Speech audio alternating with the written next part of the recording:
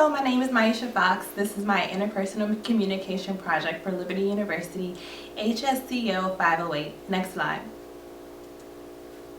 My overarching goal for this is to overall become an effective listener and communicate with my peers in a way that is open and allows both our emotions and feelings to transmit.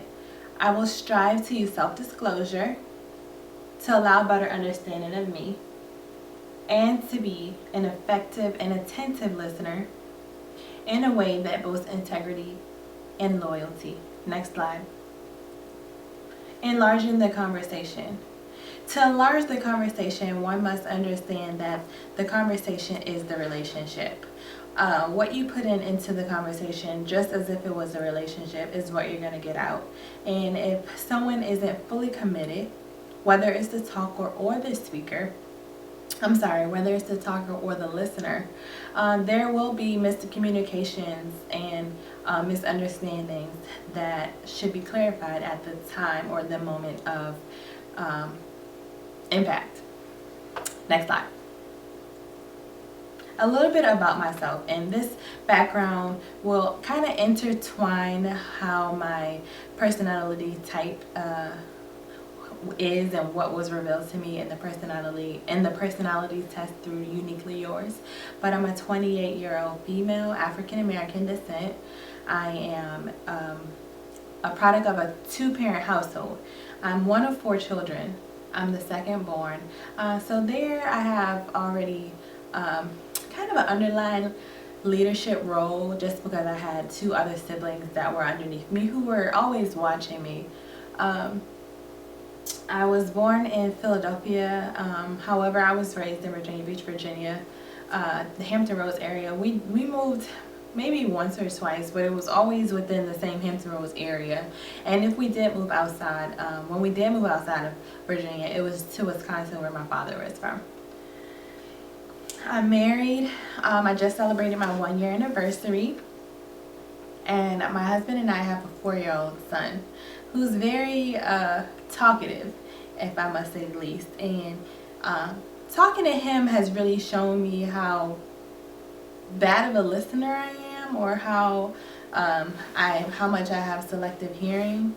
So that was just one of the factors, or he was one of the contributors as throughout this class, what I understood about myself. Next slide. So the behavioral blends. This is just an introduction of the behavioral blends. We were asked to take a personality test in the beginning of the course, and through the personality test, it revealed a lot about ourselves. And this chart here is what the behavioral blend is.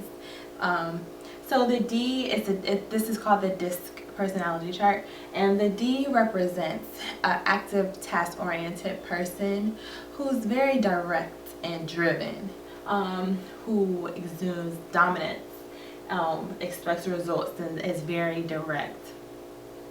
And then you have the I, a person who is active and people-oriented, inspire, very influential, someone who can interact very well with others. This person has very strong influence, is very enthusiastic, friendly, and very optimistic. And then you have the ladder of the chart, which represents a more passive or reserved person. And we go to the C, which represents someone who's very cautious and contemplative, very accurate.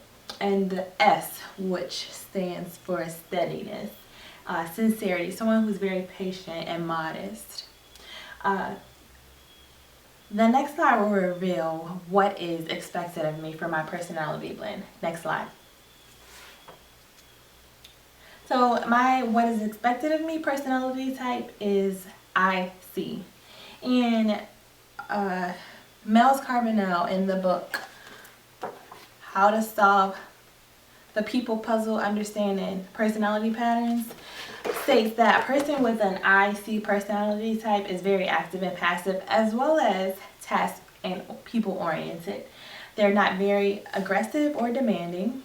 not too shy or security oriented, tends to have the best reputation and admirers of all types. They also have the ability to impress a crowd with their words and wisdom, as well as being viewed as an influencer with great wisdom, and can be very caustic and say hurtful comments in the heat of the moment. Next slide. This is me. Shows me that I have a CIS personality type. And with this, Mel's Carbonell described me as someone who's very outgoing or reserved. And with that, I can relate as to when I'm out with friends or co-workers, I can be the life of the party. I wouldn't, stray away. But you put me in somewhere where I'm unfamiliar, and I will definitely be more reserved and attentive and watch my surroundings more so if I were with someone who I knew. Others see me as inspiring and very impressionable. My emotions are up and down, and my husband could probably tell you this is very true. Sometimes I struggle with melancholy and can be very upbeat and excited. I have the tendency to take friendly and compliant perspective. Some of my strengths include caring, thinking, and problem solving, and neglect being firm against those who try to control me. Next slide. We were asked to identify some barriers in which what barriers that affect your interpersonal context. And one of the barriers that I had an issue with was being that faker or the interrupter listener.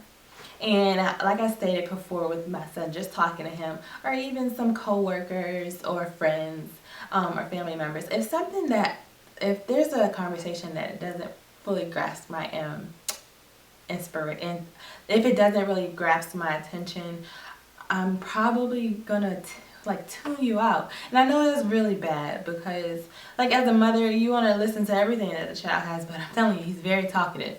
And just like with friends, I just want to be able to listen, give them my undivided attention. So my solution to that is to be able to give my full attention to the talker in a way that we both gain something from the conversation.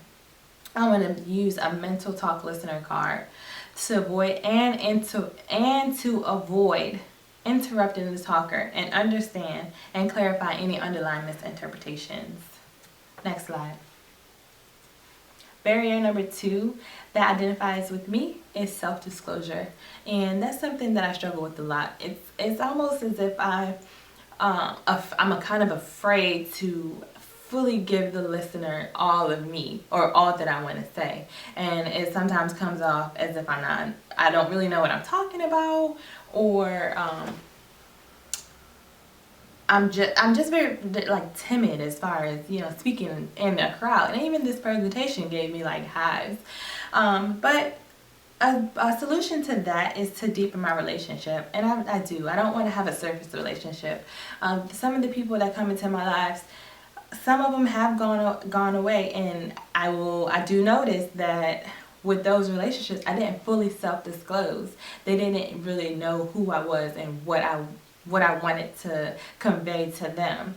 So I want to deepen my relationship, whether if it's personal or professional, in a way that I disclose information about myself without the feeling of being judged. And I want to reveal my current feelings and emotions and not just give them the answer that I think they're looking for. Next slide. So self-disclosure is something that research reveals, which will increase the amount of liking that one person has for another. The reciprocation of self-disclosure, also known as dyadic effect, has been studied in interpersonal relationships, and it has been noted that the more one self-discloses to another, the more another is willing to self-disclose. So, like I said, it's almost the conversation is the relationship. What you put in is what you get out. You have to give someone your all if you expect them to give, and if you expect to receive all of what they're trying to give you. Next slide. We had to identify some internal noise pollution, a few internal noise pollutions. And some of these internal noise pollutions that affect me are the flat brain tango, perception, reception, attention, and physical barriers, which include stress and fatigue. And ways that I plan to deal with these are to reduce emotional disturbance and clarify some thinking, and increase self-confidence and build supportive friendships. I realize that listening is highly selective, and I must understand that the talker and the listener have the power. Maintain a consistent level of listening at all times, and you always want to strive for level 1 listening. Some of the external noise pollutions, next slide, can include, but are not limited to, the speaker's volume and their appearance, loud noises and interruptions such as phone calls, and the room temperature. And these external noise pollutions can be factors that you can control yourself. However, if there are some that you can't control, one of the solutions could be, if you can't really hear the speaker, move closer, focus on what's being said, and practice your listening skills. If you can't control the factors such as the speaker's appearance or noisy backgrounds or anything, just try to listen at a level 1 if you can't. And next slide. So my action plan for these and what I plan to implement in my daily life to become an effective listener and better communicator is to mentally burn the talk listener card into memory. And the talk listener card is kind of like a photo third person, in which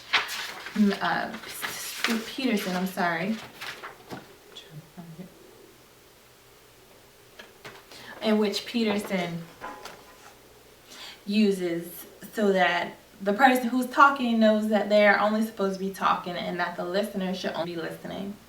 Then you want to take into account that there are 3 levels of listening, and you always want to strive to listen in level 1. Always listen in level 1, which is to give that speaker your full undivided attention, and to pray for wisdom and be slow to speak. I always want my listeners to know that I actually know what I'm talking about. I have desire to let them know what I'm talking about. I want them to hear what I'm saying. I want them to know what I'm talking about. I want them to hear what I'm saying. I want them to receive the information, and I want them to give back what they've understood or what they've gotten from the information that I've given them. And to communicate in a better way, that my feelings are expressed and not overlooked. And I sometimes get that a lot. My family is very loud. I have a best friend who always says, how do you communicate, or how do you all know who's talking, who's supposed to be listening, because you all talk over each other?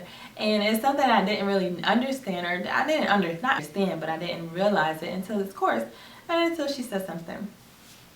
So as always, I just want to thank you for watching. This is my interpersonal communication project for HSCO 508. Thank you.